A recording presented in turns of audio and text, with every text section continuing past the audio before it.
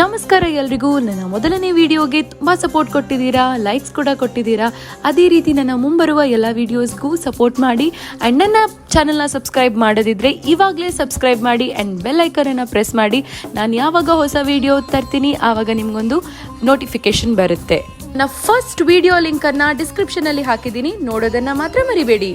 ಈ ಯೂಟ್ಯೂಬ್ ಚಾನಲ್ನ ಮುಖ್ಯ ಉದ್ದೇಶ ಏನಪ್ಪಾ ಅಂತ ಹೇಳಿದ್ರೆ ದಕ್ಷಿಣ ಕನ್ನಡ ಹಾಗೂ ಉಡುಪಿ ಜಿಲ್ಲೆಯಲ್ಲಿರುವಂತಹ ಪ್ರೇಕ್ಷಣೀಯ ಸ್ಥಳ, ದೈವ ದೇವಸ್ಥಾನಗಳು, ಶಾಪಿಂಗ್ ಡೆಸ್ಟಿನೇಷನ್ ಹಾಗೂ ಫುಡ್ ಹಬ್ ಅನ್ನ ತೋರಿಸುವಂತಹದ್ದು.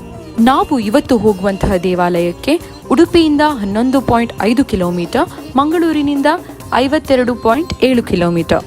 ನೀವು ಮಂಗಳೂರಿನಿಂದ ಬರುವುದಾದರೆ ಕಟ್ಪಾಡಿ ಜಂಕ್ಷನ್ ನಿಂದ ರೈಟ್ ಸೈಡ್ ಅಲ್ಲಿ ತಿರ್ವಾ ಹೋಗುವ ದಾರಿಯಲ್ಲಿ 3 ಕಿಲೋಮೀಟರ್ ನಲ್ಲಿ ದ್ವಾರ ನಿಮಗೆ ಕಾಣಿಸ್ಕೊಳ್ಳುತ್ತೆ.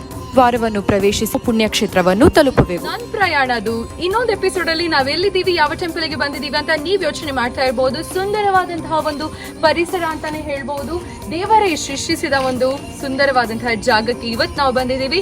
ಎಸ್, ಎಕ್ಸಾಕ್ಟ್ಲಿ, ಗೊತ್ತಿದ್ದವರಿಗೆ ಗೊತ್ತಿರಬಹುದು. ಇವತ್ತು ನಾವು ಬಂದಿರುವಂತಹ ಒಂದು ಜಾಗ ಮಧ್ವಾಚಾರ್ಯ ಅವರದು ಬಾಲ್ಯ, ಅಂದ್ರೆ ಮಧ್ವಾಚಾರ್ಯದು ಚೈಲ್ಡ್ಹುಡ್ ಅವರು ಇಲ್ಲಿಯೇ ಸ್ಪೆಂಡ್ ಮಾಡಿರೋದು. ಸೊ ಬನ್ನಿ ನೋಡೋಣ ಹೇಗಿದೆ ಏನು ಅಂತ. ಫಾಲೋವಿ.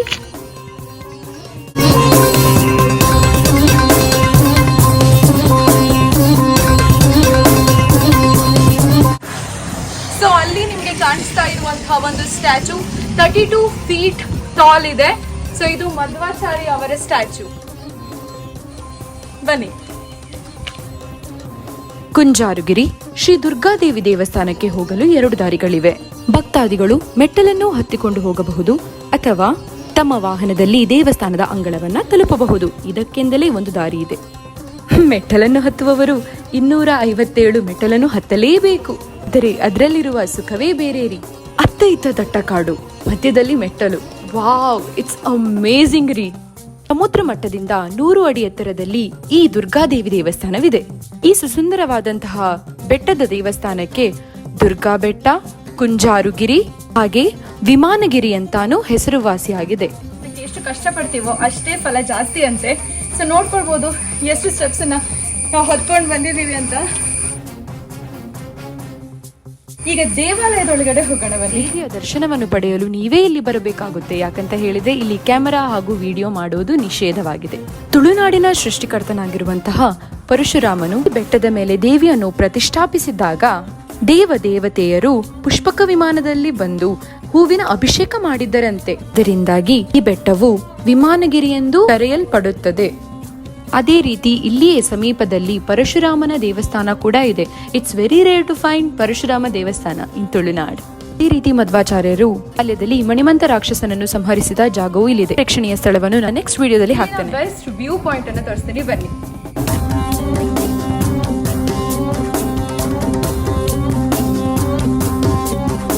ನೀವು ಅಲ್ಲಿ ನೋಡಿದ್ರೆ ನಿಮ್ಗೆ ಮಣಿಪಾಲ್ ಸಿಟಿ ಕಾಣಿಸುತ್ತೆ.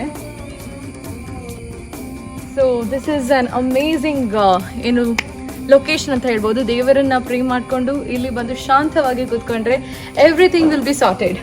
ಸೊ ಈಚೆ ಸೈಡ್ ಕೂಡ ನೋಡ್ಕೊಳ್ಬಹುದು ನೀವು.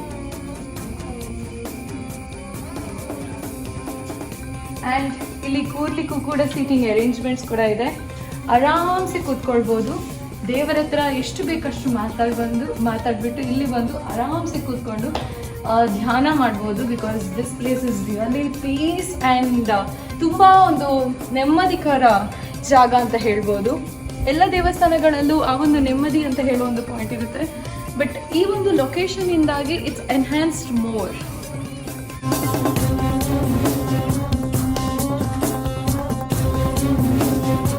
ತುಂಬ ಇಷ್ಟ ಆಯಿತು ಅಂತ. ಇಂತಹ ಹಲವಾರು ದೇವಸ್ಥಾನಗಳನ್ನು ಅಥವಾ ಪ್ಲೇಸಸ್ಗಳನ್ನು ನಾನು ನನ್ನ ಯೂಟ್ಯೂಬ್ ಚಾನಲ್ನಲ್ಲಿ ತೋರಿಸ್ಬೇಕಂತಿದ್ದೀನಿ. ಅದಕ್ಕೆ ನಿಮ್ಮ ಸಪೋರ್ಟ್ ಬೇಕೇ ಬೇಕು. ಶೇರ್ ಮಾಡಿ. ಮತ್ತೆ ನಮ್ಮ ಪಯಣ ಎಲ್ಲಿ ಅಂತ ನಿಮಗೆ ಗೊತ್ತಾಗಬೇಕು ಅಂತ ಹೇಳಿದರೆ ವಿಜೆ ಸಂಧ್ಯಾ ಯೂಟ್ಯೂಬ್ ಚಾನಲ್ನ ಸಬ್ಸ್ಕ್ರೈಬ್ ಮಾಡಬೇಕು ಆ್ಯಂಡ್ ಬೆಲ್ ಐಕನ್ ಅನ್ನು ಪ್ರೆಸ್ ಮಾಡಬೇಕು. This is me VJ Sandhya signing off.